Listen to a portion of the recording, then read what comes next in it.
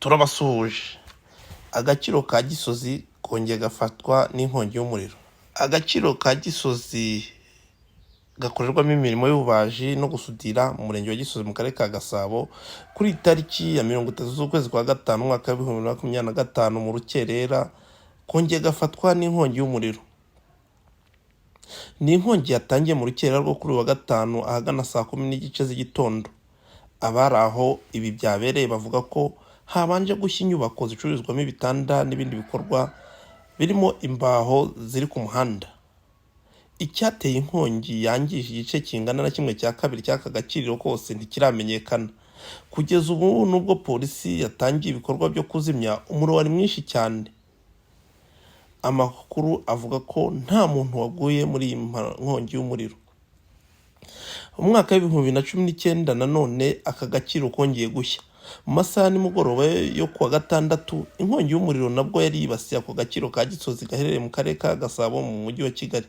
Ni inkongi yibasiye igice cy'agaciro kizwi nko kuri Aparwa ahakorerwa ububaji bw'ibikoresho bitandukanye birimo intebe, inzugi, ibitanda n'ibindi.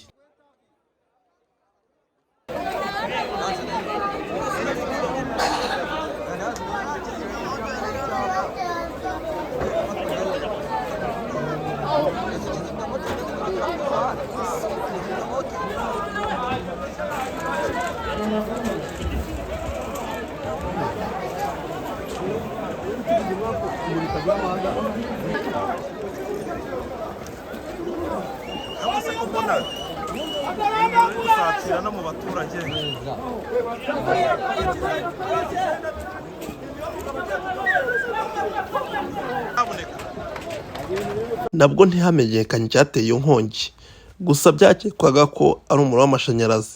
Ishami rishinzwe kuzimya inkongi rya polisi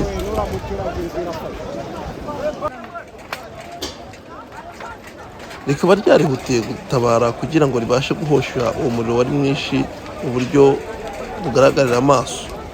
Iyo nkongi yari ibaye ya gatatu muri uku kwezi, aho izabanje zangije ibikoresho byinshi. Mu mwaka wa 2023 nanone agaciro ka Gisozi kongeye kwibasirwa n'inkongi y'umuriro.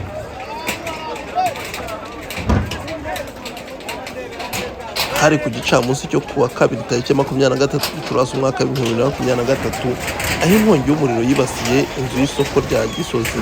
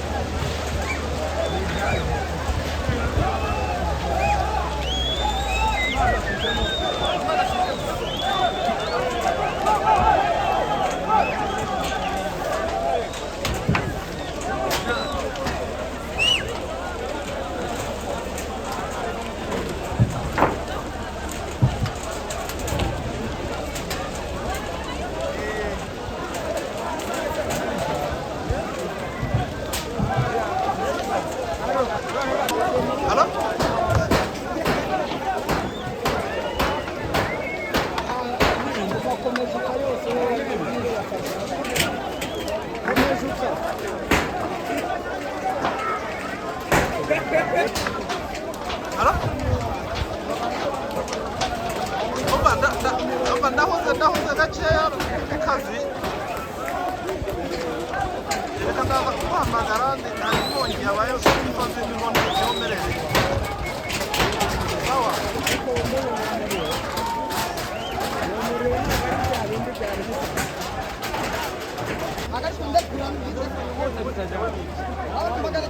nubwo mugiye kuyiratse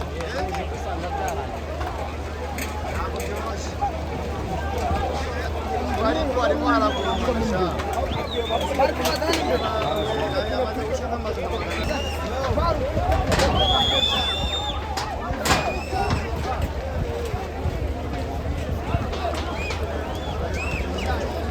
Amakuru yatanzwe n'ubuyobozi bw'akagari ka Musezero mu murenge wa Gisozi, Habumuremyi Egide yavuze ko inkongi y'umuriro yibasiye inzu ikorerwamo ibikorwa by'ububaji bw'imbaho iherereye mu mudugudu wa Gasave yakorerwagamo na koperative Aparwa.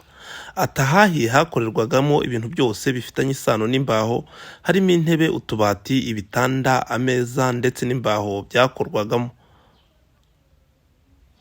Aha hantu hari harashyizwe amabwiriza yo kwirinda ko kuhakorera ibikorwa byateza inkongi birimo kwirinda kuhanywera itabi.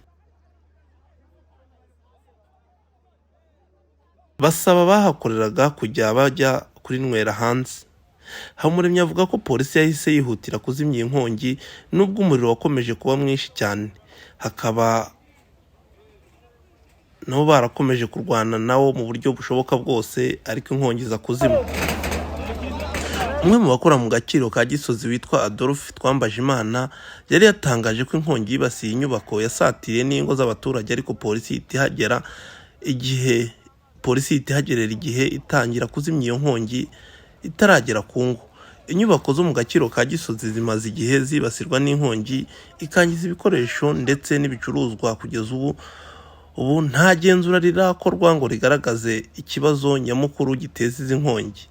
Dusengimana Sauveur ukoresha imashini zitunganya imbaho yagize ati, ibintu byose hano byarangiritse, gusa sinakubwira ngo inkongi yatewe n'iki kuko yaba twese twatashye tukaza tugasanga inkongi yazamukiye mu mbaho. Yongeyeho ko aho akorera hari kizimyamwoto, ariko ubushobozi bwayo ntacyo bwari gukora bitewe n'uko umuriro wari mwinshi cyane. Perezida wa koperative ya Adarwa Tade Twagerezu yabwiye itangazamakuru ko iyo nkongi yatwitse amabarizo 10 yarimo ibikoresho by'abanyamuryango by'iyi koperative. Yagize ati, yatwitse hangari 10 z'abanyamuryango n'ibyari birimo byose, ariko ntituramenya icyateye izo nkongi. Turakeka ko haba habaye ikibazo cy'amashanyarazi, ariko tukabyibazaho kuko yabaye nijoro, nta muntu uri gukora, nta n'imashini iri gukora.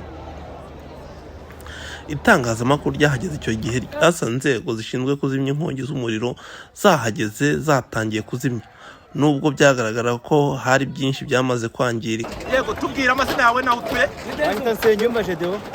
Byagenze bite hano? Ahangaha naje gufata imyaka hariya rwose, umuriro niba igiki cyawucanye, twagiye gukora tuntu razamutse. Icyo twakoze, abari bafite ibiryo twese twabiteye turirukanga. Ubu se bimeze bite? Ubu ko mbibona rwose ndabona n'uyu muriro uzageze ejo. Ibikorwa by'ubutabazi. Nk'ubu ngubu ikintu rwose cyafashe hano hantu, indege niyo yakemuye kino kibazo rwose. Kuko urabona ko n'amazi arimo aragenda ashiramo. Aka gace gakorerwamo ububaji gakunze kwibasirwa n'inkongi y'umuriro, kuko no muri Kanama umwaka w'ibihumbi 2021 hahiye hakangirika ibikoresho byasaga miliyoni 400.